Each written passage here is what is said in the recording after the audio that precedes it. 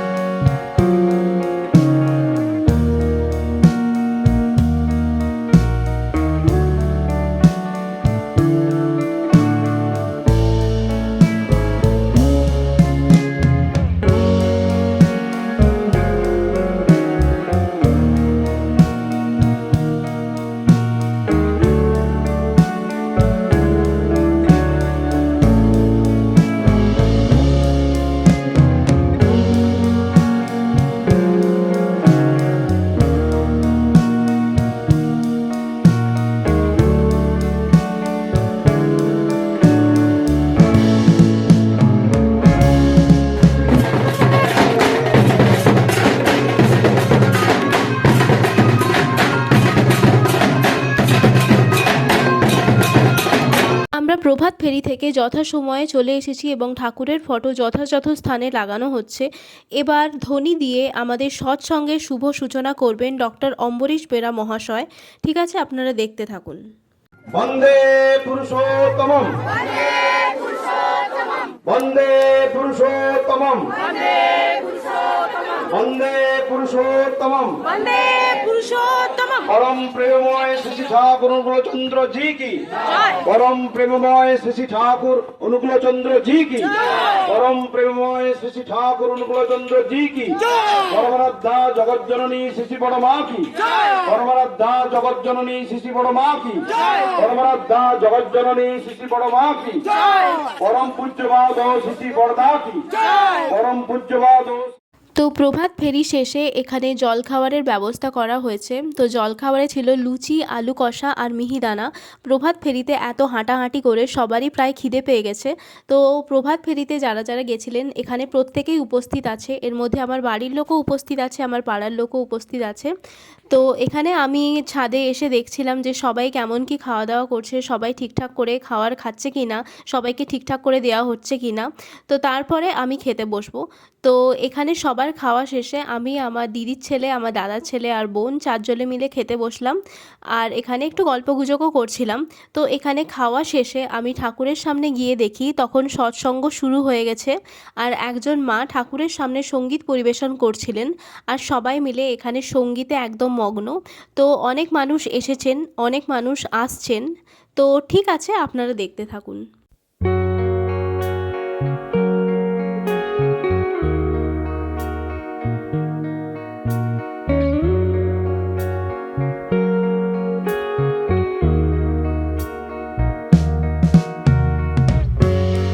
তো এখানে একটা আমি অর্ঘ্য কালেকশনের জন্য ব্যবস্থা করেছিলাম এবং তারপরে আমি ঠাকুরের সামনে গিয়ে দেখি সৎসঙ্গের মাঝে বাবাকে ঠাকুরের সম্পর্কে কিছু বলতে বলা হলো, মানে ইষ্ট প্রসঙ্গ করতে বলা হলো। তাই বাবা এখানে ইষ্ট প্রসঙ্গ তথা ঠাকুরের সম্পর্কে বলছেন। তো ঠিক আছে, আপনারা দেখতে থাকুন।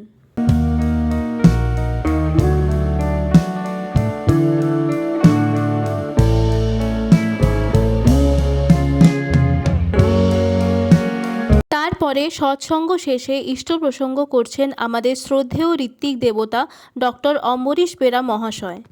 যোগিনাং হৃদয় নচ মদ ভক্ত চক্র গান্তি তত্ত্ব তিষ্ঠাবি নারদ। তাই যাজন ছড়া ঠাকুরকে জাগ্রত করার আর কোনো উপায় নেই। শুধু ইষ্টভীতিতে ঠাকুর জাগ্রত হন না, শুধু নামেও জাগ্রত হন না, যাজন ইষ্টভীতি সার্কিটে কমপ্লিট করুন। আচার্যদেব আশীর্বাদ করেছিলেন যে 25 ভাগ মানুষ যা দীক্ষিত আছে যদি ইষ্টভীতি পরায়ণ হয় তাহলে আমি যাব। নিজেকে প্রশ্ন করুন, অনেক ওল্ড সৎসঙ্গী আছেন, অনেক দিনের সৎসঙ্গী আছেন, হয় সৎসঙ্গে যান, অনেক জ্ঞানীগুণী লোক আছেন, তারা আচার্যদের আসুন এটা চান তো? তাহলে যদি চান গরমের আগে যে কটা দিন আছে এই উৎসব থেকে, এই সৎসঙ্গ থেকে এই আবহাওয়া নিয়ে যান, যাতে প্রতিদিন আপনার মুখ দিয়ে ঠাকুরের কথা বেরোয়। এটা পানওয়ালাকে, এটা ডাবওয়ালাকে, কাজের মাসিকে, যেখানেই খুশি, দোকান করতে করতে, ডাক্তারি করতে করতে, চিকিৎসা করতে করতে, টোটো চালাতে চালাতে, এবং সবাই মিলে বাড়ি বাড়ি খোঁজে যান। তারপরে সৎসঙ্গ শেষে আমাদের ছাদে ভান্ডারার ব্যবস্থা করা হয়েছিল। ভান্ডারা তথা দুপুরের খাবারকে আমাদের সৎসঙ্গীদের ভাষায় ভান্ডারা বলা হয়। তো প্রথমে মন্দিরের লোকজন আর যারা নিমন্ত্রিত ছিলেন ওনারা একে একে খেতে বসেছিলেন। তারপরে যারা এসেছেন এবং ঘরের লোকজন যারা আছে পরপর বসবে। তারপরে আমি নিচে এসে দেখি আমার দাদাভাইয়ের মেয়েকে আমার বোন সাজাচ্ছে, বিকজ বাচ্চাদের একটা ছোট্ট করে সাংস্কৃতিক অনুষ্ঠানের ব্যবস্থা হয়েছিল। তো তারপরে আমি গেলাম ওপরে খাওয়া দাওয়া করার জন্য। একদম শেষ ব্যাচে আমি খেতে বসেছিলাম, তখন কয়েকজন মাত্র পড়েছিল। মা, বাবা, কাকিমারা যারা যারা ছিলেন সবাই এখানে খেতে বসেছেন। তারপরে আমি এসে দেখি যে আমার দাদার মেয়ের নাচ শুরু হয়েছে, মানে সাংস্কৃতিক অনুষ্ঠান শুরু হয়েছে। সাংস্কৃতিক অনুষ্ঠানটা পুরো আয়োজন করা হয়েছিল ঠাকুরের গানের ওপরে। তো যাই হোক, এখানে প্রথমে আমার দাদার মেয়ে নাচ দিয়ে শুরু হলো। তো ঠিক আছে, আপনারা দেখতে থাকুন।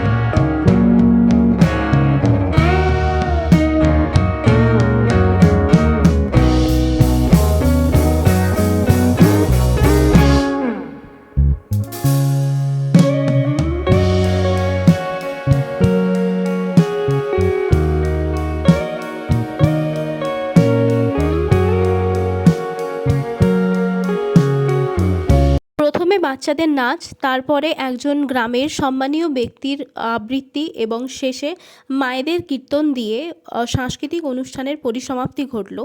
সাংস্কৃতিক অনুষ্ঠান শেষে প্রার্থনার সময় হয়ে গেছিল, তাই সবাই প্রার্থনায় বসে গেছিল। 6:14 প্রার্থনা ছিল সন্ধ্যায়, তাই সবাই প্রার্থনায় ব্যস্ত এখানে। তো প্রার্থনা শেষে একটা ব্যান্ডের আয়োজন হয়েছিল, এখানে তারই সেট আপ চলছে। তো এখানে ব্যান্ড সেট আপ করে অলরেডি ঠাকুরের গান শুরু হয়ে গেছে। আর আমরা এখানে লিটারালি আমরা হারিয়ে গেছিলাম ঠাকুরের গানে। মানে এরকমভাবে কোনোদিনও এর আগে শুনিনি যে ব্যান্ড স্টাইলে ঠাকুরের গানও এরকমভাবে কি বলবো রিপ্রেজেন্ট করা যায়।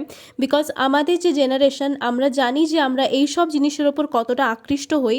আর আমাদের ঠাকুরের যে নতুন প্রজন্ম আমাদেরকে ওই পথেই আমাদেরকে টানছে, যে কিভাবে আমরা ঠাকুরের পথে থেকেও ঠাকুরের কাজ করেও আমরা এগিয়ে যেতে পারি।